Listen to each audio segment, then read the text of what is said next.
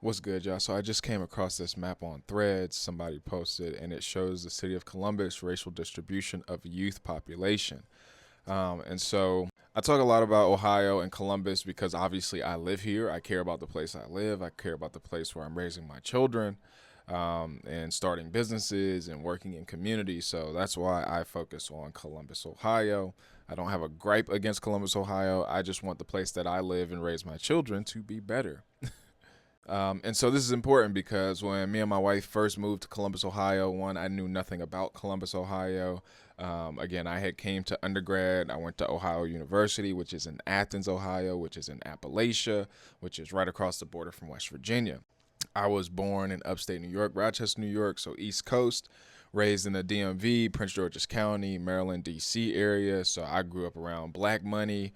I went to private school, so I was around white people with money. And then my parents worked for the federal government. Both of my parents were college educated. So I grew up around a pretty, middle class, upper middle class family. So I was well versed. Then we moved to Columbus, Ohio. Well, Upper Arlington, Ohio. So I started coaching football in Upper Arlington at the high school. Again, you can watch a couple of my old videos where it talks about how, there was a black man's cemetery underneath Upper Arlington High School. Upper Arlington is a suburb now of Columbus, right? So you have the city of Columbus, Columbus proper, and then you have a bunch of suburban communities that surround Columbus. Columbus is a metropolitan area. So we landed in Upper Arlington. I started coaching, getting involved, and I was like, something's a little off here. You know what I mean? I just didn't see enough of us owning homes, living there. I didn't see enough of our kids moving around the community, but this was one of the well-off communities.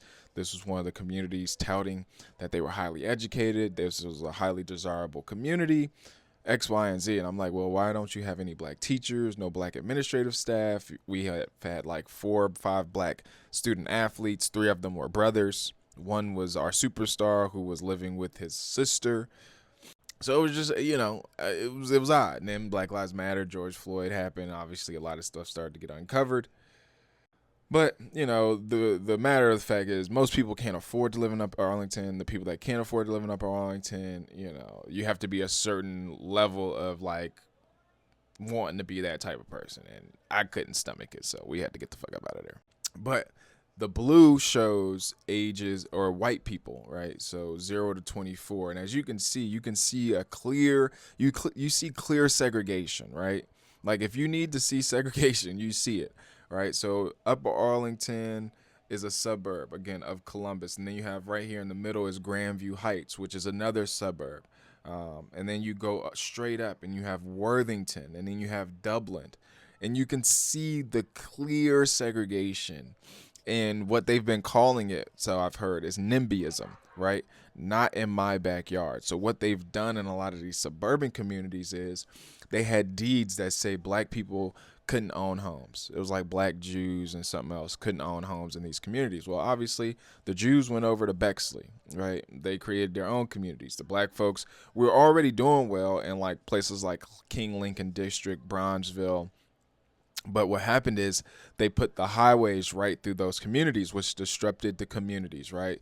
The Harlem Renaissance and all of that came through King Lincoln, Bronzeville, Mount Vernon area. And that's where a lot of the black population live. And then you have it, so the, white flight, right? White people moved from the cities, took their money out to the suburbs, worked government jobs, corporate jobs, worked for, these companies, were making the money, and then they took those money out, the tax money out, and then they go build their own communities, they build their schools. Schools are nice, well funded, they got parks, all the amenities, right? So then the inner cities now are losing tons of money, tax money, and then you've disrupted black communities. So as you can see on the red, that is black community, right? And you can see how deep red it is as soon as you cross that line, right? You go up north, it's a little bit more diverse. That's where we are up north with the mix of red and blue. That's where me and my wife we live now. So we went from all blue, you know what I mean? And I was like, yeah, this ain't it. You know what I mean? And I was making good money. You know what I mean? I was training, I was coaching, I had CEOs, I had, kids that I was training. But I was like, I need to be around some people because, first of all, I'm not going to sugarcoat it. I'm going to talk about the real. And when you talk about real shit over there, they crucify you quick. So, me and my wife, we ended up finding a nice spot. We're on North Columbus. So now we in, it's little Mexico, little Havana, little Haiti, little, Ghana, Somalia, Ethiopia. And then we got America. We got Black America. We got senior citizens. We got a little mixture of everything. Young adults, young families. So it's the perfect mix where we are now. But one of my issues is a lot of people in Columbus and Ohio in general don't like having the race discussion. It's like, oh my God, like talking about race, talking about segregation. It's like, no, you're living it. You chose to live in a community that had a specific look. You choose to go to your city council meetings, or you choose to ignore the bullshit. You choose to watch your children play on all white teams. You white people, especially middle class, upper middle class, the elite class, they are purposefully making choices and decisions for the most part. They want you to come to them. So when we was living in Upper Arlington, the white people love me. I'm like, it was a little weird though. I was like, y'all doing a little bit too much. Y'all forcing it. You know what I mean? And like, I don't do. Oh, hey, friend, no, bitch, we not friends. We done met 1, 2, 3 times.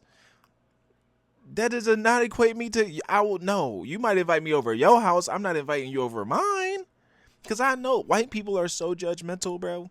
Like, white people are so judgmental, dog. And they base that shit based off career, who your parents is, your connections, you know what I mean? Like, they resume shit, they gonna break that shit down. What school you went to, what was your major, you know what I mean? What's your investment portfolio looking like? How many fucking rental properties you got? They be all up in your business. And then they be talking so crazy behind your back. You know what I mean? I don't fuck with white people. And I done been around white people enough. So I know how to move around them. Like, I know how to be me. But nigga, like, we not friends. And the white people that have come close to being like acquaintances, they all end up proving their worth, further on down the line. When shit start getting real, they go right back to racism. Like, that's because it's an easy default. If your mom, dad, grandma, grandpa racist, guess what? You're going to be racist because you want that house when they die.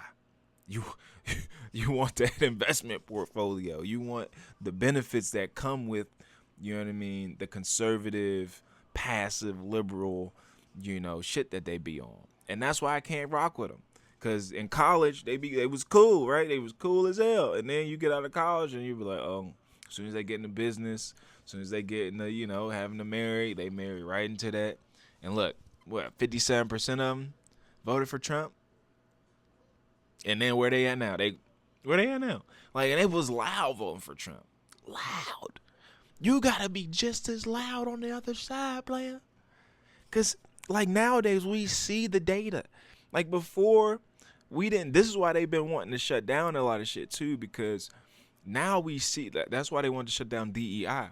Because DEI forced all these corporations to go in and audit their data. We need to audit and see specifically how many black, white, people of color, women, men, age is in your executive leadership. How many is on the board? How many is in this part of the business? And when you point all that out, you get to see all the glaring disparities, right? And that's why they wanted to get rid of that, because people started to see the data and started to speak on the data and started to be like, well, shit, we can't fix this unless we do something extreme. Because, here in Columbus, they just did a data analysis that said it will take black folks in Columbus, Ohio, 700 years to even compare to what white residents in Columbus, Ohio have economically.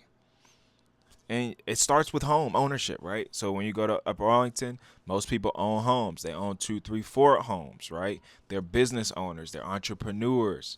They're politicians. They're lobbyists. They're lawyers. They're doctors. They're dentists. They're accountants. They're CPAs.